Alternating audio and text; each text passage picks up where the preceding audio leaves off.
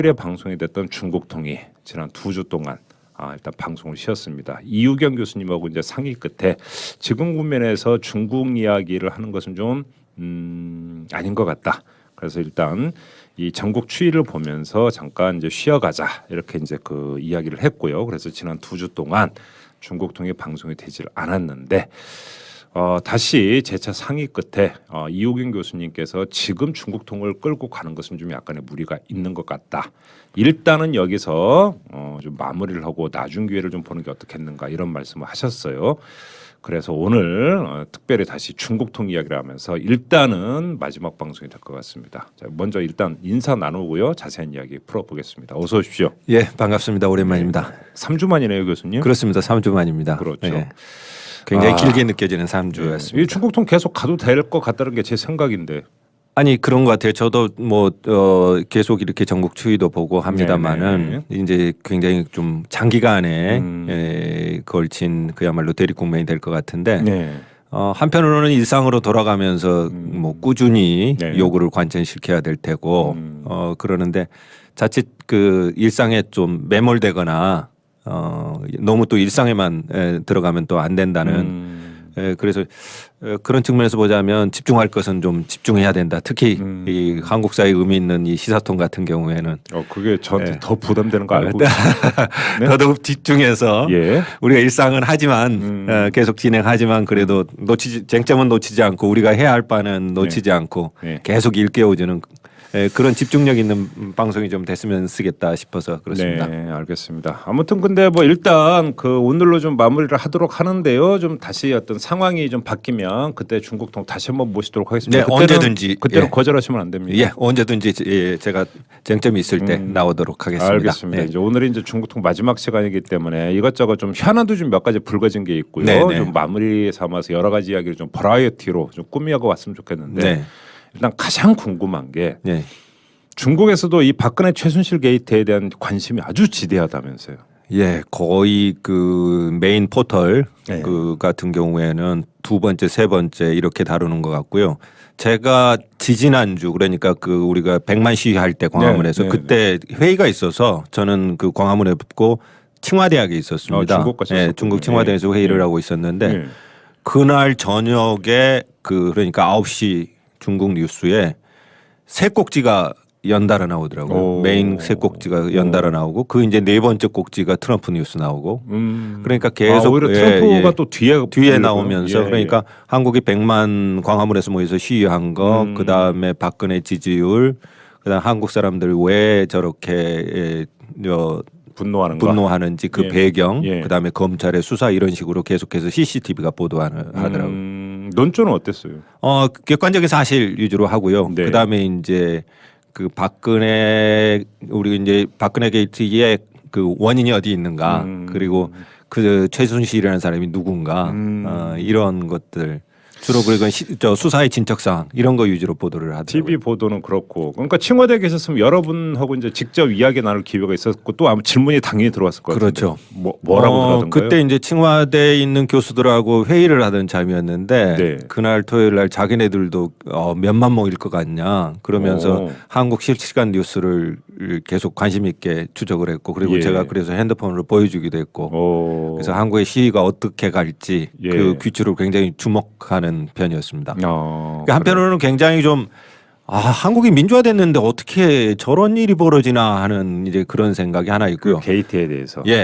또 하나는 이제 그런 측면에서는 이제 그 자리에 있었던 저는 한국인으로서 굉장히 부끄러운 느낌을 받을 수밖에 없고. 근데 이제 한편으로는 이제 밤에 회의가 끝나고 저녁 식사하는데 계속 그 이제 촛불 시위대가 모여드니까 역시 한국은 민주화의 그 전통이 여전히 남아 있다. 그러면서 굉장히 부러워하고 그 순간 제가 조금 자부심을 느꼈습니다. 그래요. 100만 촛불에 대해서는. 근데 그 교수님께서 이 중국통 시간에 여러 차례 그런 말씀하신 적이 있어요. 사실은 중국에서는 박근혜 대통령에 대한 인기가 상당히 좋았었다. 그렇죠. 과거 완료형으로.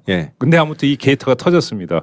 박근혜에 대한 평가가 어떻게 바뀌어 있던가요? 근데 희한한 게요. 아직도 그 중국의 그 가장 큰 국영서점, 신화서점, 왕푸징점에 있는데 박근혜 책이 아직도 많이 쌓여 있어요. 그래요? 그러니까 사실은 어떻게 보면 그 전에는 굉장히 좋은 의미에서 관심이었는데 네. 지금은 박근혜라는 사람이 도대체 어떤 사람인가 좀 알아보자. 탐구 대상으로. 예, 이런 차원에서 아직도 이렇게 신화서점에 갔더니 책이 이렇게 쌓여 있더라고요. 그래서 야, 저 사람이 어떻길래 저런 일이 벌어지나. 그리고 이제 중국인들은 그렇죠. 이제 옛날 뭐 저 환관들이 뭐 좌우한다든가 네.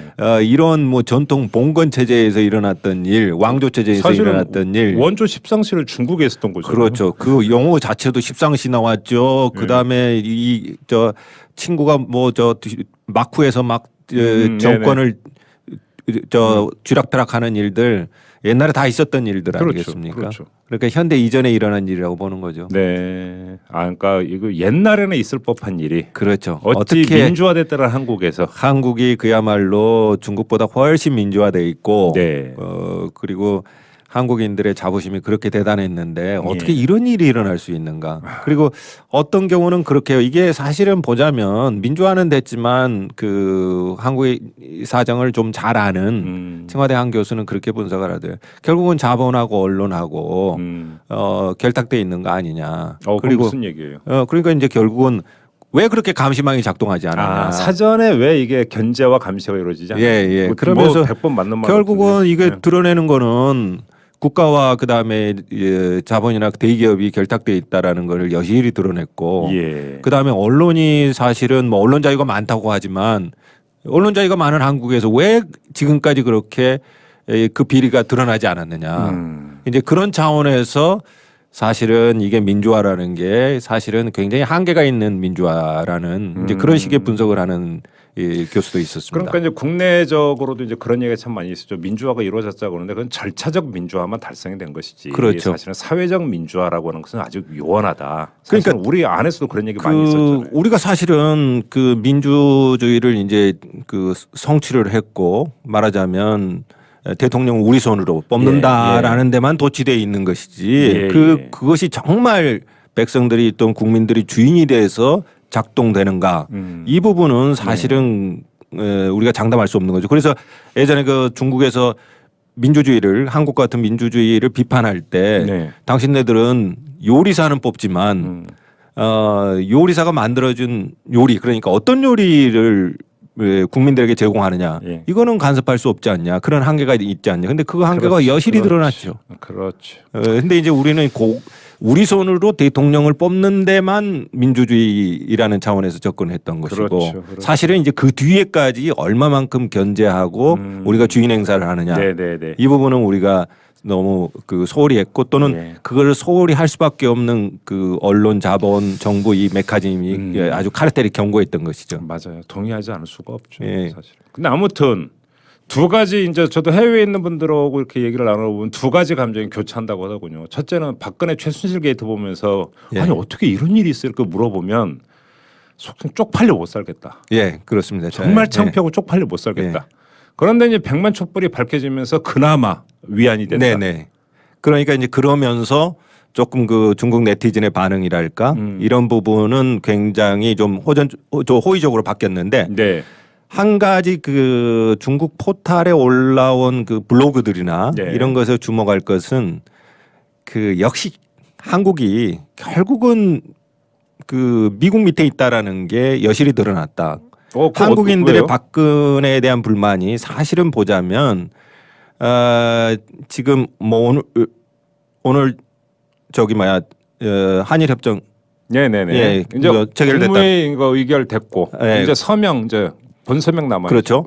그러니까 이제 사실은 이제 그렇게 보자면 결국은 박근혜 정부가 왜 중국과의 관계에서 다시 미국으로 가고 일본으로 가고 이제 이런 과정을 갔느냐 그렇게 얘기를 하면서 그다음에 이제 좀 큰 구도 속에서 박근혜 정권이 한국인들에게 멀어져가는 이제 이런 얘기를 하는 그러니까 분석들이 이 있습니다. 국민들의 분노에는 단순한 박근혜 최순실 게이트뿐만 아니라 정책 방향이나 이런 거에 대한 어떤 그 불만도 깔려 있는 것이다. 그렇죠. 그리고 이제 어떤 경우는 추측해서 결국은 미국 군사 기업 이런 부분까지 물론 이제 그거는 이제 사적인 얘기입니다만은 저 블로그에 나오고 이제 유력한 블로거들이 하는 얘기입니다만은 이제 그런 맥락에서 보고 있는 것 같습니다. 그러니까 정리하자면 우리나라의 최고 권력자는 쪽팔리고 우리 국민은 위대하다. 뭐 이렇게 정리하면 되는 거 아니겠습니까? 그렇죠. 그래서 이제 중국인들이 사실은 그 민주주의 전통이 아직까지 남아 있다. 네. 이렇게 보는 것이죠. 근데 한쪽에서는 이제 저렇게 해도 문제가 생길 수 있겠구나라는 좀 경계심을 갖는 것 같습니다. 저렇게라는 게 뭘 뜻이에요? 그러니까 예를 들어서 민주화가 된다고 해도 저런 문제가 생길 수 있겠구나. 라는 차원에서 좀 한국에 대해서 좀 비판적인 시각을 갖고 있는 것이죠. 예, 알겠고요. 뭐 박근혜 최순실 게이트에 대한 중국 내 반응은 이 정도로 가름하고 지금 교수님께서 뭐 자연스럽게 말을 꺼내 주셨으니까 지금 그 한중 관계에서 중요한 지금 현안이 사드 아니었습니까? 네. 그런데 이제 그 요번에 이제 한일 군사정보 보호 협정까지 서명으로 갑니다. 네. 그렇지 않습니까? 네. 이것도 지금 중국이 민감하게 받아들이고 있죠. 최근 며칠 사이에 중국에서 가장 큰 뉴스는 이겁니다. 그렇죠. 그리고 사드에 대한 그 언론전 그다음에 여러 가지 차원의 압박이 굉장히 세졌어요. 아, 그래요? 예. 오히려 그러니까 아마 더 중국이 그랬던 것 같아요. 이 사드가 사실은 박근혜 대통령이 지금 비리에 관련되고 이러면서 네. 상당 정도 지체되거나 네. 유예되거나 할 것이다라고 예상을 했는데 한일 군사정보협정 맺고 그다음에 사드를 계속해서 추진하겠다라고 하는 것을 보니까 이거 정말 하겠네. 그러니까 결국은 세트로 보고 있는 거죠. 예, 이런 생각이 드는 것 같아요. 그래서 민간 차원이든 아니든 정부 차원이든 특히 한류 그렇고요. 그러면서 굉장히 좀 중국이 공세적으로 나오는 것 같습니다. 그러니까 이제 그 국내 일각에서도 사드라고 하는 것을 미국의 MD 체계의 편입으로 해석을 하고, 네. 그래서 미국의 MD 체계의 완성을 바로 군사정보의 어떤 교류에서 그렇죠. 찾으니까 한일 군사정보 보호 협정은 사드 이후의 어떤 후속 조치이고 일환이다 이렇게 해석을 했는데, 그러니까 중국은 이제 그 일련 속에서 흐름 속에서 결국은 이거는 사드는 뒤로 돌릴 수 없겠구나 이렇게 생각하는 것이죠. 그러면 이게 좀 이해가 되는 게 이제 그 엊그저께부터 이제 다시 중국에서 나오고 있는 이야기가 그 한류, 네. 한류에 대한 제재 본격화하고 있다는 뉴스가 나오고 그렇죠. 있습니다. 일단 이 팩트 확인부터 맞습니까? 예. 이거 중국 각 지방 방송국 네네. 그 이제 트위터 우리로 보면 이제 트위터인데 네. 중국의 위챗에 보면은 예. 한류에 대해서 정부 차원에서 공식적으로 제재를 내렸다라는 것이 계속 리트윗되고 있는 것 같습니다. 그래요? 예, 채팅방에 강도를 높이고 폭을 넓게 한 거잖아요. 그렇죠. 예전보다 훨씬 더 넓어진 거죠. 저는 그게 왜 갑자기 이제 그동안 그러니까 얘기가 잠깐 이제 소강군면 갔다가 왜 갑자기 다시 불거져 나오는가라고 했는데 그게 군사정보 보호 협정하고 긴밀히 맞물려 지금 중국 정부는 그렇게 보고 있는 것 같습니다. 이 사드라든가 그다음에 한일 군사정보 협정이 맺어지고 이런 과정이 지금 압박을 해서 이것을 저지시키거나 유예시키지 않으면 이대로 진행될 거고 한국이 완전히 MD 체계 속으로 들어갈 것이다. 그래서 총력전을 펴고 있는 것 같습니다. 예. 그러면 혹시 지금 이 타이밍에 이걸 하고 있는 게 군사정보 보호 협정이라고 하는 한일발 어떤 그 계기도 있지만, 그렇죠. 또 국내 상황에서 만약에 지금 이제 그 야3당 이제 탄핵 발의하기로 이제 당론이 정해졌고, 탄핵 발의가 이제 기정사실로 만약에 받아들인다고 한다면 박근혜 대통령의 직무정지로 바로 이어지거든요. 그럴 수 국회 있겠죠. 통과가 된다면 탄핵 소추안이 이러면 이때 사드 문제에 대해서 다시 어떻게든 간에 정리가 돼야 된다라고 하는 중국의 기대가 깔려 있는 있죠. 타이밍 조치라고 봐야 되는 겁니까? 그런 기대가 있죠. 그래서 어쨌건 지금 순간에 이 사드를 정지시키고 싶은 거고 막고 싶은 거고 계속해서 이 흐름을 지금 말하자면 막을 수 있는 기회가 왔다라고 생각을 하고 있는 측면이 있고 제가 알기로는 지금 정부 간 채널에서도 제가 들은 말은 또는 비정부 간 어떤 민간 대화에서 한중 간 여러 가지 모임들이 많지 않습니까? 계속 회의에서 중국이 사드 문제를 의제화시키고 있는 것 같습니다. 그래요? 예. 그래서 이게 정부 간 공식 채널뿐만 아니라 이제 대중적으로 국민적으로 불거지지만 않았지 계속 이건 밀고 당기가 계속 되었다는 얘기네요. 그렇죠. 그러면서 사실은 이제 그 비공식 부문에서는 저도 뭐 중국 학자들하고 비공식 부문 회의에 참석한 적이 있습니다만은 예외적으로 민감한 부분은 그렇게 뭐 심각하게 대놓고 얘기를 하지 않는데 문화나 다른 부분까지도 계속해서 논의를 하면서 사드를 계속 언급하는 이런 일이 벌어지고 있다고 그래요. 아마 제 생각에는 지금 한류 주로 종사하시는 분들은 훨씬 더 심각하게 체감하고 있을 것 같아요. 그래요? 예. 지금 연예인들 그다음에 기획사들 이런 쪽에서는 이 말하자면 중국의 한류로 인해서 지금 한류 차단으로 인해서 굉장히 이제 피부로 느끼는 그런 상태가 돼 있을 것 같습니다. 그러니까 관광객도 지금 20% 줄였지 않습니까? 예. 그러면 한류에 대한 제재 이후에 그러니까 중국이 취할 수 있는 조치가 뭐라고 보세요? 관광객 문제인가요?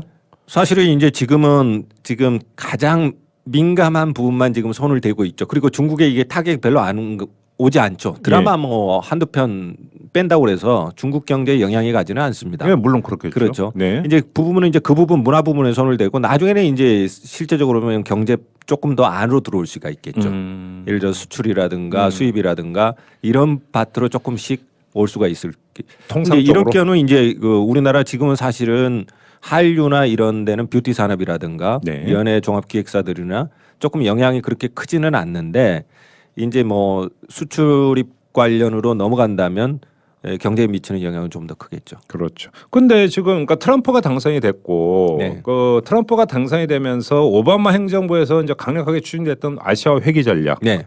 이라고 하는 것들이 약화되거나 네. 뭐 그러니까 그 재검토될 수 있지 않겠느냐라는 기대감이 중국이 없습니까? 아, 중국이 좀 그런 기대감은 있는 것 같아요. 네. 그 사실은 그 이전의 정권들에 비해서 사실은 이제 자신의 국내 문제, 국가 이익 좀 이런 차원에서 네. 예를 들어서 좀 중국 봉쇄가 조금 더 약해질 수 있지 않느냐 이런 기대는 좀 있는 것 같습니다. 그러면 그런 기대 속에 사드도 포함이 되고 있는 겁니까? 사드는 원래 이제 그렇게 되면 조금 더 약해질 수 있지 않겠는가라고 생각을 했는데 네. 한국 정부가 여전히 빠른 속도로 추진하려고 하니까 이거는 사실은 미국 의도뿐만이 아니라 한국 의도가 굉장히 강하게 있구나라고 생각을 하는 거죠. 사실 중국 입장에서 볼 때는 지켜보는 지금 박근혜 최순실 게이트로 국장이 완전히 올스톱되고 마비되다시피 했는데 예.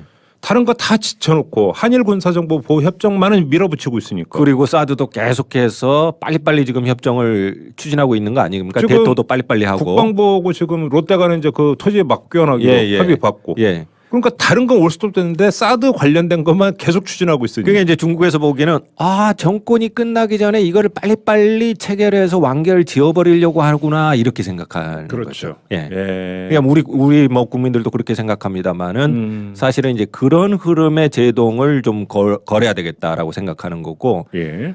사실 사드 문제는 중국의 경우에는 늘 그 일관된 입장을 가지고 있었죠. 이거는 사드의 주체는 미국이 한반도에 배치하려는 사드 이렇게 늘상 이렇게 표현을 했단 말이죠. 예. 그러니까 결국은 미국이 주도해서 미국의 의도에 따라 예. 진행되는 일이라고 판단을 했던 것인데 예. 지금 상황으로서는 한국이 굉장히 적극적으로 나가고 있다 이렇게 보는 것이죠. 네네네. 그리고 정권이 굉장히 위태위태하고 이미 신망을 잃었는데도 불구하고 빨리빨리 추진해서 끝내버리려고 한다.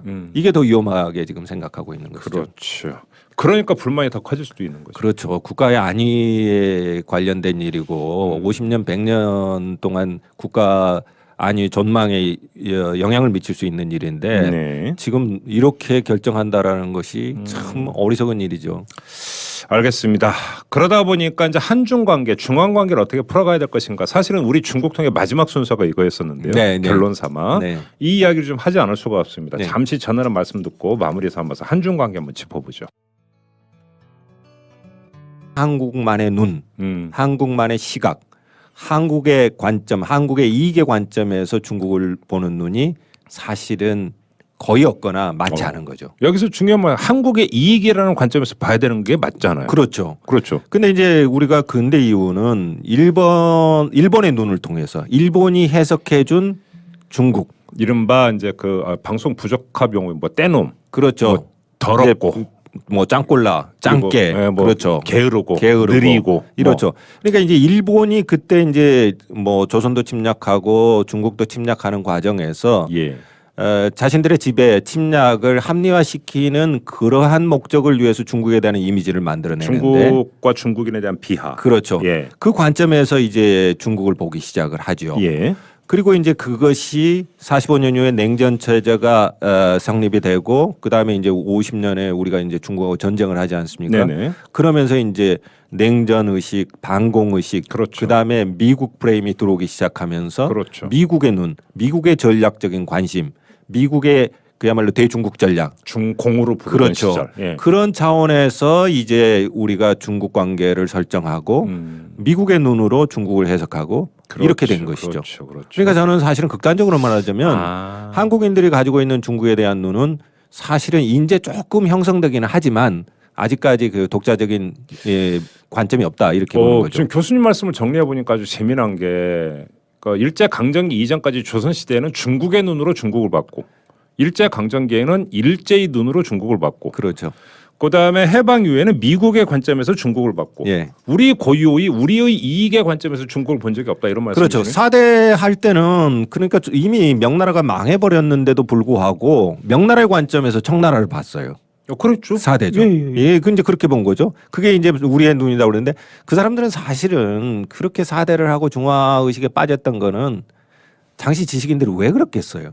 자기 기득권 때문에 그런 겁니다. 그렇죠. 그러면서 예, 북벌론을 내세웠다는 거죠. 그 예. 북벌 이데올로기를 계속하면서 요즘 말로 하면 말하자면 그 전쟁 이데올로기라든가 그렇죠. 예를 들어서 이렇게 되면 안보 논리라든가 바로 그거죠. 예, 예. 이것들을 하면서 계속 그 당시 그 명나라가 망한 지 140년이 지나고 그랬는데도 여전히 청나라에 대해서 비판적이고 우리가 청나라를 깨부술 수 있다. 네. 그리고 전쟁을 해야 된다. 북벌을 해야 된다. 이렇게 했던 거죠. 맞아요. 예. 그러니까 자신의 지배 이익 때문에 그랬던 것이죠. 예. 그 뒤로 이제 사실은 일본의 관점에 따라갔고 그 뒤로는 중국의 관점에 따라간 거죠. 네. 그러니까 사실은 지금 이제 중국과 한국이 새롭게 만났는데 우리가 중국을 섬길 필요도 없고 중국이 결코 목적은 아니죠. 그럼요. 자, 그런데 이제 그렇다면 우리가 중국을 방법으로서 이용할 때 가장 중요한 것은 우리 이익과 우리의 관점을 따라서 중국을 봐야 되는데 네. 이게 사실 아직 없죠. 자 그러면 자 우리의 이익의 관점에서 중국을 바라봐야 된다에 여기 토달 사람 제가 볼 때는 없을 거라고 생각합니다. 예, 예. 좀 당연한 이야기니까. 네. 근데 일부 아주 아주 보수적인 측면 빼고는 그렇겠죠. 그렇죠. 예. 한미 동맹이니까 한미 동맹을 절대화하거나. 네, 예. 그런데 자, 우리의 이익의 관점에서 중국을 바라본다는 걸 좀 그 상수를 한다면 네. 풀어낸다면 어떤 이야기가 되는 겁니까? 그럴 수 있죠. 예를 들어서 우리가 정책적인 선택을 할 때 미국, 일본 그다음에 중국 예. 이럴 부분이 있겠죠. 예. 예를 들어서 대표적으로 이제 사드 문제라든가 예. 예를 들어서 한반도 통일 문제라든가 네. 남북 문제를 풀어가는 방식이라든가 네. 이런 부분에서 과연 어떻게 풀어갈 것인가 예. 이 부분이 가장 그 중요한 부분이라고 생각이 아니 돼요. 바로 그건데요. 여기서 이제 우리의 제1의 교역국이 중국이고. 네. 그러니까 우리의 이익의 관점이라고 하는 것을 단순한 경제적 실리라고 하나 아주 좁은 의미로 해석을 하면 네. 중국하고 그러니까 그 원만한 관계를 유지하면서 통상 규모를 계속 유지하고 확대 발전시키는 게 우리한테는 이익이 되는 거죠. 그렇죠. 지금 현재로서 그렇습니다. 그렇죠. 예. 바로 여기서 이제 문제가 불거지는데 그러니까 중국하고 정치 군사적 마찰은 가급적 피하자. 예. 그러니까 사드 배치하지 말자. 예. 한중 관계만 생각하면 아주 단순하다라는 겁니다. 근데 문제는 여기에 미국이 끼어들어서 네. 다시 한미 동맹을 강조하는 사람들의 입장에서는 그게 아니다. 네. 사드 논란 때 이거였잖아요. 네, 네. 바로 여기서 이제 문제가 생기는 거지 않습니까? 그렇죠. 그러니까 사실은 이게 그 이익이라는 관점이 경제적인 이익 차원에서 볼 수도 있을 것 같아요. 지금 말씀하신 대로 경제적 이익을 가장 중심에 두고서 네. 그것을 보호하기 위해서 우리가 정치적으로 또는 안보적인 차원에서 한중 관계를 어떻게 할 것인가 이렇게 볼 수도 있겠죠. 네. 근데 이제 그 제가 말씀드린 이익이란 관점은 예를 들어 안보적 이익 그다음에 정치적 이익 그다음에 평화적인 차원에서 네. 여러 가지 차원에서 국익이라는 차원을 두고 보자 하는 얘기입니다. 네. 그런 차원에서 보자면 지금 현재 우리가 선택할 것이 적어도 50년 100년까지는 우리나라 정치인들에게 그걸 기대하지는 않지만 예. 적어도 그러한 좀 장기적인 안목에서 우리가 어떤 스탠스를 취할 것인가 네네. 이런 생각이 좀 있어야 된다라는 얘기죠. 근데 우리는 그런 관점이 없어요. 그러니까 교수님이 이 중국통에서 이제 일관되게 계속 강조했던 게 뭐냐면 지금 그 한중 미 관계에서 볼 때 네. 한국이 갖고 있는 전략적 가치가 대단히 지대한데 네. 우리의 가치를 우리 스스로 좀 폄하하는 경향이 있다. 이런 그렇죠. 말씀하셨어요. 예. 그러니까 오히려 중국이 우리한테 매달리고 예. 미중 관계 때문에 네. 미국이 우리한테 매달릴 수 있는 여지가 많은데 네. 오히려 자꾸 우리를 그러니까 종속범죄로 우리 스스로 취급한다. 그렇죠. 사실은 미국은 얼마나 한국에 사드 놓기를 바랍니까? 네. 그거. 네. 미국 정부도 그럴 테고 매파들도 그럴 테고 네. 저 군사 무기 파는 사람들도 그럴 테고 네. 정말 한국에 사드를 놓고 싶어서 정말 그 원하는 사람들이 한두 사람이 아니겠죠.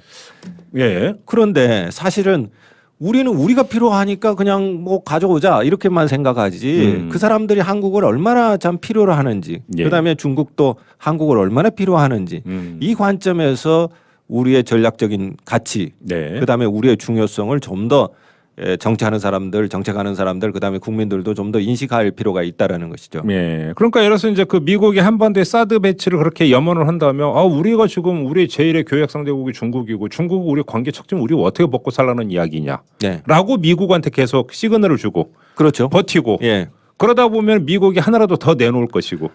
진짜 나중에 뭐 패키지로 들어오던 사실은 네. 우리가 사드 해줄 때 뭘 다른 걸 다 달라. 이렇게라도 하면 그래도 이해가 이게 되겠어요. 이제 우리의 이익의 관점인 예. 거죠. 그러니까 사드 배치에 대해서 중국이 아주 강력히 반발하고 있는데 아니 한미 동맹 니네 모르냐, 예. 알지 않느냐. 예. 그럼 우리 보고 지금 미국으로 한미 동맹 파기하라는 얘기냐. 예. 중국이 이렇게 나서면 그렇죠. 중국한테 예. 중국도 뭔가 내놓을 것이고. 그렇죠. 사실은 초기에 그랬었어요. 네. 예를 들어서 저쪽에서 자꾸 사드 배치하고 하라는데 우리도 입장이 난처하다. 네. 그래 중국이 그러는 거죠. 네. 그러면서 뭔가 좀 우리도 좀 명분이 있어야 되고 실익이 있어야 뭘 이걸 버틸 거 아니냐. 그렇죠. 그런데 우리는 그런 과정들을 너무 쉽게 그냥 포기해버리고 네. 그냥 배치 자체가 목적이 돼버리는 거죠. 예. 예를 들어서 설령 그 최종 결과가 사드 배치로 나타난다 하더라도 네. 그 과정이 네. 또 우리의 이익을 극대화한다라고 하는 관점에서 어떻게 과정을 관리해 가느냐. 이게 사실 중요하다는 그렇죠. 것이잖아요. 그런데 이미 다 줘버리고 나서 그 뒤에 협상할 게 뭐가 있겠습니까? 갑자기 뜬금없이 박근혜 대통령 거의 지시인 걸로 지금 뭐 추정이 되고 있지만 갑자기 결정해서 그렇죠. 일방 발표하는. 군사정보협정도 뭐 그렇게 결정이 됐다고 그러죠. 이때 최순실은 개입 안 했나 몰라. 그건 그러니까요. 그러니까 이건 뭐 우리가 사실은 굉장히 중요한 역할을 할 수 있는 키를 쥐고 있는데 네. 그걸 너무 쉽게 버려버리면 네. 우리의 사실은 이 지정학적 의미가 없는 거죠. 그렇죠. 그리고 우리는 계속 이끌려가면서 계속 종속당하면서 뭐 중국에 종속당할 수도 있고 미국에 종속당할 수도 있고 계속 이러한 전략적인 그야말로 아주 그 곤혹스러운 상황에 네. 놓일 수밖에 없는 거죠. 알겠습니다. 이제 어떤 그 국제정책적 관점에서 볼 때 한중 관계를 대하는 우리의 스탠스가 어때야 되는가? 그건 충분히 아마 좀 우리 애청자 여러분에게 전달이 되는 것 같아요. 왜냐하면 그 전에도 여러 번 강조해서 네. 말씀하셨으니까 좀 그러니까 그 각도를 틀어서 이걸 좀 여쭤보고 싶은데 우리 의식 속에 네. 우리 의식 속에 지금 잘못 자리 잡고 있는 대중국과는 어떤 거라고 보세요? 저는 그런 의식이 그 보수 쪽에 서 있는 사람들 한국인들에게도 있고 네. 사실 진보 쪽에도 있는 것 같아요. 예. 그러니까 계속 비하하는 거죠. 중국 비하. 예, 이게 굉장히 좀 넓게 퍼져 있습니다. 예. 근데 이제 그 사실은 이제 중국 보면 비할 만한 부분도 있다고 봐요. 예, 뭐 언론 자유가 없다거나 저는 뭐 사상을 표현하는 자유가 없다거나 얼마 전에 또 그 이제 거기도 부동산 붐이 일어가지고 이제 강제 철거를 하는데 거기에 저항했던 사람을 뭐 사형시키는 거. 저도 이런 거를 보면은 전 참 미개한 너무 부분이다. 심해지고. 예. 물론 우리도 이제 뭐 철거하다가 그런 일이 벌어집니다만은 그건 그거고 예. 그렇다고 하더라도 우리나라에 일어날 때 중국에 또 그런 일이 벌어지니까 그것도 뭐 얼마 안 되는데 사형을 집행해 버렸어요. 사실 우리 용산 참사도 뭐 그렇죠. 그렇죠. 근데 이제 어쨌든 이제 그런 부분이 있는데 보수 쪽에서는 이제 그 보수적 가치관 때문에 계속해서 대륙을 비판하는 공산주의라고 비판하는 것이고 예. 진보 쪽에서는 오직 잣대는 그거예요. 민주주의가 없지 않냐. 이 차원에서만 보는 거죠. 그러니까 중국을 얘기할 때는 보수 쪽에서는 아예 그 뭐 중국은 우리가 훨씬 더 우월하고 네. 그야말로 저쪽에는 아직도 공산주의자고 부패 있고 이렇게만 보는 거고 그다음에 이제 진보 쪽에서는 민주주의가 없지 않냐. 그리고 우리는 그 세계적으로도 피를 흘려서 민주화를 쟁취했다는 자부심이 네. 굉장히 강하지 않습니까? 진보 쪽에서. 그러니까 이제 그 잣대만 가지고 중국을 보는 거죠. 그러니까 그쪽에서 그런 입장에서 보자면 중국은 굉장히 그렇죠. 좀 수준이 낮은 민주주의가 없는 중국 이 관점에서만 보고 나머지 해석의 여지를 차단시켜 버리는 거예요. 근데 오히려 이제 중국 같은 경우는 그 전에도 한번 중국의 정치 체제를 때 이야기했지만 이제 옛날에 사회과학적 개념을 그러니까 차용을 한다면 우리가 이제 그 절대화하고 있는 민주주의라고 하는 게 사실은 부르주아 민주주의밖에 되지 그렇죠, 않는다. 그렇죠. 이제 뭐 중국은 이렇게 보고 있는 거죠. 예. 그리고 이제 사실은 그 민주주의 자체도 사실은 예전에 그 우리가 교과서에 배우는 그런 민주주의가 아니라 자본과 언론이 결탁된 아주 그런 식의 민주주의고 그렇죠. 네. 그래서 정치는 사실은 갈수록 실종돼가 있는 거고 이익 정치만 남았고 네. 이제 그렇게 보는 것인데 우리는 사실 요즘 우리가 절실하게 느끼는 바이기도 하지만 한국에서 민주주의가 제대로 작동이 안 되고 있었다라는 걸 느끼지 않습니까? 네. 근데 이제 그런 차원에서 보자면 사실은 우리가 너무 민주라는 관점에 중국이 없다. 아니 이제 그런 관점에서 보면 안을 좀 들어가 보면 중국이 또 어떻게 작동하고 있는가 그리고 사실 우리가 익히 또 중국에 대해서 알아야 될 부분이 뭔가 예. 이제 이런 부분을 좀 더 생각할 수가 있는 것이죠. 중국을 비하하는 관점이 분명히 이제 진보 보수를 막론하고 넓게 퍼져 있다. 예, 그렇습니다. 근데 그 비하라고 하는 게 단순한 어떤 정치적인 문제로만 한정이 돼서 나타나는 걸까요? 그거 아닌 것 같은데. 그게 사실은 이 비하의 감정이 굉장히 뿌리 깊어요. 조선시대부터. 네. 그리고 우리가 사실 중국한테 당하기도 했고 네. 중국이 오만하잖아요. 중화의식이 있으면서. 네. 그러니까 사실은 이게 역감정입니다. 그렇죠. 그러니까 중국도 한국을 비하하고 우리도 중국을 비하합니다. 음. 이 두 나라가 이런 악감정이 계속해서 있는 거죠. 그리고 저는 그런 의미에서 보자면 한국인들이 가지고 있는 그 감정이 좀 역사적으로 형성됐고 역사적 이유가 있어요. 네. 그런데 이제 사실은 이 비하 감정이 자칫하면 혐중으로 퍼지고 그다음에 중국인에 대한 혐오, 예. 그다음에 우리 사회에서 지금 퍼지고 있는 사회적 약자, 계급적 약자에 대한 혐오, 이런 이제 일종의 쇼비니즘하고 결합될 소지도 저는 장기적으로 있다고 봐요. 네. 그러니까 이제 중국 관광객도 계속 늘어나겠죠. 그리고 중국 관광객이 늘어나고 뭐 제주도에서 우리가 전에도 봤다시피 그런 범죄들도 계속 늘어나고 뭐 살인 사건. 예, 경제가 계속 이제 악화되면 예. 혐중이라고 하는 분위기가 예. 사회적으로 좀 더 확산될 여지가 있다고 봅니다.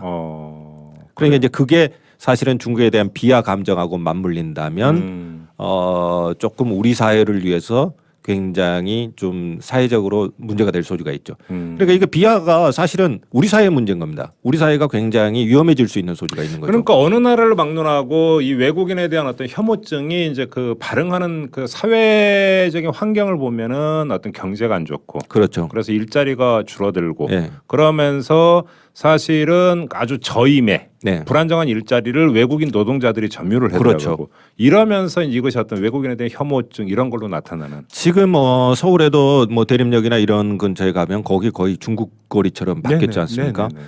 그래서 사실 거기 부분에 대해서 이의를 제기하고 왜 한국이 이렇게 치안을 이렇게 두느냐, 중국인들을 몰아내야 된다. 그리고 왜 이렇게 다들 이렇게 한 곳에 밀집해서 살 수 있도록 허가를 하느냐 이런 부분에 대한 여론들이 나오기 시작을 하죠. 그렇죠. 네. 그런데 이런 것들이 이제 사실 보자면 우리나라는 사실은 저는 그렇게 생각한 게 앞으로 다문화, 다민족, 그다음에 다인종 이쪽으로 갈 수밖에 없다고 봐요. 저는 우리나라가. 네. 나라의 구성을 그렇게 가야 된다고 생각을 하는데 지금 뭐 벌써 이주 외국인이 뭐 몇백만을 헤아리고 있는데요. 사실 이렇게 가면 나중에 한국이라는 종족이 사실은 사라질지도 모르잖아요. 이렇게 지금 단종되고 있습니다. 사실은. 사실 단일 민족도 신화인 부분이 있잖아요. 예. 사실은. 그런데 역사적으로. 이렇게 지금 말하자면 출생률이 낮아지다 보면 네. 한국인들은 진짜 지구상에서 단종될 수 있습니다.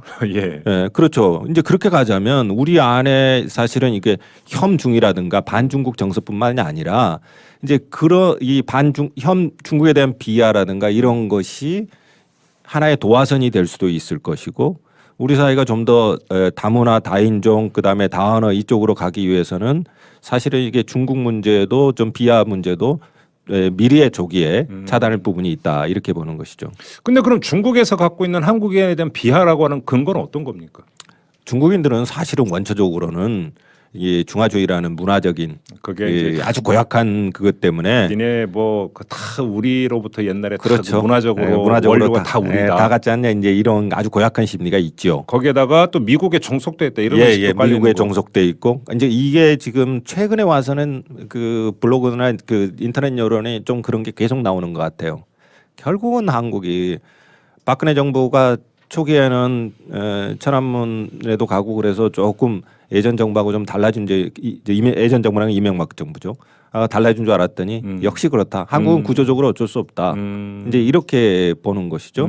그러면서 이제 조금 더 그 좋지 않은 감정들이 생기고. 예. 그러니까 역사적으로 또는 지금 현안 이런 부분이 맞물려 가면서 중국에서도 사실은 감정이 별로 그렇게 좋지 않고 사실은 이제 기업하는 차원에서는 지금까지는 관계가 굉장히 좋지만 이게 사실은 이제 기업을 둘러싼 환경들이 갈수록 열악해지고 있는 셈이죠. 네네네. 그렇죠. 어떤 이제 중국 내에서 어떤 대한 분위기가 안 좋으면 기업 환경도 당연히 악화되게 돼 있다고 봐야 되겠죠. 그렇죠. 근데 지금 뭐 기업 쪽에서는 발언을 못 하죠. 그렇죠. 예. 그런 이야기를 할 수도 없고. 실제로 사실은 안에서는 굉장히 민감하게 느끼고 있는데 그리고 이미 그 상해 같은 경우에는 한국인 거리들이 굉장히 많이 퍼져 있거든요. 아 그런가요? 그런데 이제 그 사실은 지난번에 그 한 가게를 하시는 분도 그런 우려를 하던데 사실은 그 기반이 한류였어요. 아 그래요? 예. 그러니까 뭐 조그만 가게들 이렇게 하는 부분들은 한류 때문에 한류 마케팅으로 그 가게들이 잘 되는 것인데 그러니까 이제 한국 드라마나 이런 거에 이제 등장했던 상품이나 이런 걸 그렇죠. 사기 음식들 위해서. 그다음에 옷 뭐 이런 것들인데 말하자면 그 지금 그러니까 한류가 중심에 있고 거기서 이렇게 퍼져나가는 단계란 말이에요. 예. K-팝이든 K-뷰티든 뭐 이런 식으로 다 가는 것인데 지금 이게 지금 중심 코어를 빼버리겠다는 거죠. 중국은. 예. 네. 근데 이제 중국은 워낙 중앙 통제가 세기 때문에 그렇죠. 중앙 정부가 그렇게 정책을 집행하고 그다음에 지방에 있는 주요 큰 텔레비전 방송들이 움직이면 결국 영향이 나타나죠. 이게 이제 그 한류를 제재를 하면은 국내 매니지먼트 사업이라든지 연예 기획사만이 타격을 입는 게 아니라 예. 오히려 이제 그 중국 현지로 진출한 소상공인들도 엄청난 타격을 입게 되는 거네요. 그렇죠. 소상공인들이 정말 위험하죠. 그런 그 예를 들어서 뭐 현대 지금 베이징 현대 같은 경우에는 뭐 지금도 물론 영향이 있다고 하지만 사실은 그렇게 큰 영향이 즉각적으로 나타나지는 않죠. 네. 근데 이제 조그만 그 가게를 하시는 분들이 굉장히 많단 말이에요. 점포 지금은. 운영하고 이러는 분들. 커피숍도 하고 예. 있고 그다음에 옷가게도 하고 있고 예. 그다음에 떡볶이 가게 그다음에 그 돌솥 비빔밥 중국인들이 요즘 굉장히 좋아하는 좋아합니까? 예. 한국식 떡볶이라든가 그다음에 치킨집 이런 분들이 굉장히 많아졌어요. 근데 이제 이 부분에 종사하시는 그 중국에 있는 분들이 좀 굉장히 우려를 하는 거죠. 그리고 이제 그 영향들이 사실은 이제 우리 동대문 뭐 그 관광객들 감소 이제 이런 것들이 전방위적으로 올 수가 있는 것이죠.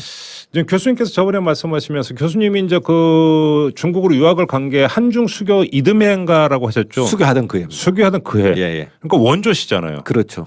그리고 지금까지 계속 이제 한국과 중국을 계속 오가셨고. 네, 그런 셈입니다. 근데 한중 관계가 지금 있으니까 그러면 그 한중 수교 지금까지를 쭉 종적으로 볼 때 네. 지금이 가장 안 좋은 시기입니까? 어떻게 보십니까? 사실은 뭐 그 전에 계속 좋아 왔었는데 네. 그 뭐 계속 이렇게 부침이 있었죠. 예. 부침이 있었는데 지금은 조금 좀 구조적인 차원에서 문제가 좀 생긴 것 같아요. 그래요? 그러니까 사실 한국과 중국 사이에는 구조적으로 위험 요소가 있죠. 그러니까 우리는 이제 뭐 냉전 틀이 계속 동아시아에 작동하고 있기 때문에. 예. 근데 이제 구조적인 요인들을 바닥에 깔고 있지만 그럼에도 불구하고 그것들이 돌출되지 않게 관리를 잘 해오는 측면이 있죠. 예. 예컨대 육자회담이 계속 지속됐다든가 이런 측면들이 있는 거죠. 네. 그러면서 과거 냉전틀이 아니라 새로운 모델을 만들고 한반도 위기를 안정적으로 관리하려는 새로운 틀이 만들어지고 네. 그랬는데 이게 최근에 와서는 그 잠복돼 있던 늘 암초처럼 있던 구조적 갈등이 수면 위로 올라오는 거죠. 그러니까 이거는 사실은 수교 이전 또는 그 원래 냉전 시스템으로 돌아가 버리는 예. 이런 차원에서 보면 굉장히 중요한 전환점이 되는 것이죠. 상당히 지금 중요한 변곡점에 와 있다고 봐야 되는 거네요. 그렇죠. 저는 근데 사실은 이게 한중 관계뿐만 아니라 우리가 뭐 유라시아 프로젝트라든가 중국의 1대1로 관련된 이러이런 거시적인 비전들을 생각해 보면 예.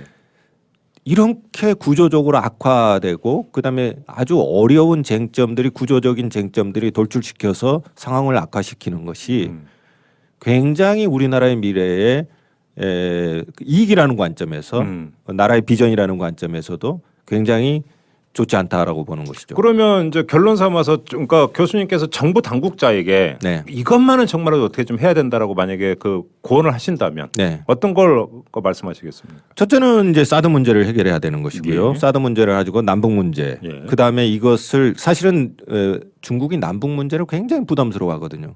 예. 이게 안정적으로 좀 평화롭게 좀 문제가 돌출시키지 않았으면 좋겠다 예. 하는 거죠. 그러니까 남북 관계 개선이 되는 그렇죠. 거죠. 그러면서 사실은 중국과 러시아하고 같은 개발이든 원조든 협력이든 이런 상생 모델을 가져가는 게 가장 좋겠죠. 그러니까 중국도 경제적으로 얽히는 게 가장 좋은 관계 개선이라고 하는 걸 알 테니까 네. 남북 관계 개선을 통해서 중국, 러시아하고 한반도 남북한이 경제적으로 얽히고 뭐 철도가 예, 되든 예, 뭐가 그렇죠. 되든 이걸 예. 바라는 거잖아요. 사실은 중국이 그런 식으로 지금 북한을 조금 바꾸려고 하고 있죠. 네, 네. 좀 시장 요소도 집어넣고 네, 네, 네. 그다음에 기업들이 들어가고 그래서 개혁 개방을 조금 유도하는 측면이 있죠. 그러니까요. 예. 근데 그럴 수 있어요. 그게 중국인들이 흔히 말하는 그 속담 중에 그 이익으로 만나면 이익이 사라지면 헤어진다. 그렇죠. 이익이 없어지면. 예. 근데 마음으로 만나면 오래 간다. 그렇죠. 이제 사실은 이거 뭐냐면 지금 이제 한국과 중국 사이에는 사실은 마음의 만남은 없어요. 네. 그렇죠. 예. 근데 이익으로 이제 만나는 관객들인데 음. 이게 이제 위태로워진다. 네. 그러면 굉장히 관계가 힘들어지는 셈이죠. 그러니까 사드 문제하고 남북 관계. 그렇죠. 예. 그 부분을 지금 한중 관계에서 굉장히 그 구조적으로 좀 해결할 부분이 있는 것이고 사실은 어려우면 조금 뒤로 미뤄두면 됩니다. 그렇죠. 중국인들대로. 아, 네. 예전에 만만디? 그랬었거든요. 예. 그 등소평이 그때 자고 할 때 그 홍콩 문제를 어떻게 푸냐 그럴 때 우리는 지혜가 지금은 거기까지 단번에 해결할 만큼 미치지 않는다. 50년, 100년 뒤에면 그 사람들의 지혜가 우리보다 나을 수 있겠다. 그럼 미뤄두자. 이러면 되거든요. 예. 근데 이제 문제는 우리가 사실은 뭐 이게 경제적으로 득본 세력들이 있고 이제 그것 때문에 안 되는 거 아니겠어요? 이제 그런데 사실은 그 우리가 조금 그 국가의 미래나 이런 부분에 좀 더 긴 호흡을 가지고 그 다음에 그 중국 관계에서 제가 예를 드는 게 조선시대 4대파들을 예를 드는데 그 사람 자기들 이익과 정치적인 동기 때문에 그랬거든요. 예. 그러니까 사실은 전체 백성의 이익은 상관없었죠. 그래서 이제 박지원이 중국에 갔다 오면서 이용우생을 내세울 때 예. 사실은 그 이용우생은 백성을 기준으로 중국관을 설파한 것이고 네, 네. 그거를 가지고 당시 지배층 그다음에 정치하는 사람들의 위선을 때린 거죠. 그러니까 그렇죠. 사실은 이게 전체 국민들의 이익이라는 관점에서 한중 관계도 봐야 될 거고 그다음에 한미 관계도 봐야 되는데 그렇지 않죠. 예. 그다음에 마지막 질문이 이게 될 것 같습니다. 우리 국민들에게 네. 중국에 대한 그 이거는 좀 바꿨으면 좋겠다라고 하는 게 있으면 뭡니까? 사실은 가장 기본적인 거는 갈등은 아까 우리가 지속적으로 얘기를 해왔다시피 중국에 대한 인식 문제입니다. 네. 그 부분이 이게 냉전 구조 속에서 형성된 그런 부분인데 그 부분을 중국에 대한 인식을 조금 바꿔야 되고 그러기 위해서는 중국을 좀 더 공부해야 됩니다. 그래요? 우리가 중국 공부 너무 안 합니다. 그리고 다 안다고 생각해요. 그러는데 저도 책을 내고 깜짝 놀랐던 거는 그리고 저 대중 강연에다가 만나면 자면 너무 기본적인 걸 몰라요. 그래요? 예. 그리고 우리가 알고 있는 중국은 다 과거의 중국만 알고 있기 때문에 그렇죠. 그래서 중국 공부를 잘 하지 않습니다. 현대 중국을 모르죠. 예. 그리고 중국인들 어떤 생각을 가지고 있는지 사실은 잘 그렇게 연구를 하지 않습니다. 그럼 그 말씀이 되게 중요해요. 우리는 그래도 그 대한민국 국민치고 삼국지 한 번 안 읽어본 사람 거의 없고, 그렇죠. 수호지 한 번 안 읽어본 사람 거의 그렇죠. 없고, 그러니까 뭐 또 이제 그 저기 뭐 서유기 안 읽어본 사람 거의 없고, 그런데 그러니까 중국을 좀 안다 이렇게 그렇죠. 생각하는 거죠. 근데 중국인들이 만약에 춘향전을 가지고 지금 한국인을 얘기하면 어떻게 되겠습니까? 말이 안 되죠. 그렇죠. 네. 지금 우리가 지금 그런 상태에 빠져 있습니다. 사실은 예. 우리가 중국 공부를 너무 안 하다 보니까 아주 기본적인 사실도 그냥 단정해버리고 끝나버리는 거죠. 그러니까 제가 그 말씀드리는 것은 자 중국이 거인이 되고 코끼리가 됐다고 할 때 코끼리가 도대체 발걸음은 어느 정도 내딛는지 네. 거인의 팔 길이가 얼만큼 되는지 네. 그래서 저 사람은 저렇게 말할 때는 어떤 생각을 하는지 우리가 알아야 거인의 어깨 위에 올라가든 네. 코끼리 등에 타든 할 수 있다라는 거죠. 근데 우리는 이제 역사적으로 형성된 그런 그 냉전적 의식이나 이런 이유 때문에 예. 중국을 잘 공부하지 않죠. 그렇죠. 그리고 다 안다고 생각해 버립니다. 그 말씀 보니까 지금 이만큼 가까운 중국으로 되게 잘 나가고 있습니까? 아니요, 거의 단종된 것 같은데요. 이게 책이 시절을 좀 잘못하고 나온 것 같습니다. 아, 지금 박근혜 최순실 게이트 때문에 예, 모든 걸 집어서. 예, 근데 관심이 이제 그렇게 가기도 했고 네. 사실은 뭐 지금 이 책 읽는 것보다 더 긴급한 해야 할 일이 바로 그거라고 생각이 됩니다만. 그렇죠. 네. 예, 아무튼 현대 중국은 우리가 잘 모르죠, 사실은. 그렇습니다. 그렇죠. 그래서 좀 더 우리가 중국을 잘 우리 삶에 이용하기 위해서도 중국을 좀 더 깊이 있게 알아야 된다. 그렇죠. 길거리에서 보는 유커가 또 어떤 유커에 대해서 또 아주 비하하면서 쳐다보고 또 그들이 또 전부인 양 착각하고. 그렇죠. 네. 근데 사실은 우리가 굉장히 좀 더 저는 그렇게 생각합니다. 지금도 뭐 저 양성평등 교육을 계속 하지 않습니까? 예. 이제 그래서 양성평등 의식이 많이 좀 제고된 측면도 있는데 네. 사실은 다문화 교육도 그렇게 해야 된다고 봐요. 우리. 그렇죠. 예, 우리나라가 장기적으로 다문화 사회로 바뀌어간다고 치면 다문화 교육이 국민 필수 교육이 돼야 된다고 봅니다. 그러니까 우리 이제 정부 정책도 사실은 초기에 이제 잘못됐던 게 다문화 교육의 핵심을 동화 정책으로 삼았으니까. 그렇죠. 한국화. 예, 한국화. 그게 아니잖아요, 예, 사실. 그게 그렇지 않죠. 지금 사실은 우리가 장기적으로 변해야 될 부분이 그런 나라의 정책이 그런 식으로 나라를 다시 디자인해야 된다고 봅니다. 예. 알겠습니다. 자, 이렇게 하면서 이 중국 동의 이 대단원의 막은 좀 이제 내려야 될 것 같습니다. 사실은 저희가 준비했던 회차도 에피소드 여러 개 아직 좀 남아 있긴 합니다만 아쉽게도 좀 솔직히 좀 아쉽습니다. 교수님. 네, 다음에 기회가 될 때 또 좋은 시절이 분명히 오리라고 그러니까요. 보고 예. 다시 또 얘기할 기회가 있으리라고 봅니다. 한중 관계는 앞으로도 계속 같이 가야 되는 관계이기 때문에 또 여러 가지 일이 좀 불거질 거라고 생각을 하고요. 그때마다 우리 이우경 교수님을 또 이렇게 그때 또 뵐 수 있을 것 같습니다. 네, 아무튼 중국 통을 이렇게 이제 그 여러 차례 했는데 그러니까 그동안 어떠셨어요, 교수님? 저는 굉장히 좋은 경험이었고 네. 그리고 이 시사통의 중요성을 새삼스럽게 느끼는 계기가 되었습니다. 알겠습니다. 아무튼 귀한 말씀. 사실은 좀 저도 좀 아쉬운 게 중국통 같은 경우는 좀 많은 분들이 이제 고정 청취층이 이제 생기고 네, 그래서 이 반응이 이제 많이 좋아지고 있는 시점에 박근혜 최순실 게이트가 터져서 한 2주 쉬고 그래서 여기까지 왔는데 좀 아쉽고요. 나중에라도 박근혜 최순실 게이트가 말끔히 정리가 되고 좀 다시 재개가 됐으면 하는 개인적인 바람을 예, 언제든지 다시 돌아오겠습니다. 알겠습니다. 자, 이렇게 중국통 대단의 막을 내리고 자 서강대 이우견 교수님하고 인사 나누겠습니다. 그동안 수고하셨어요. 고맙습니다. 예, 고맙습니다. 네, 자, 저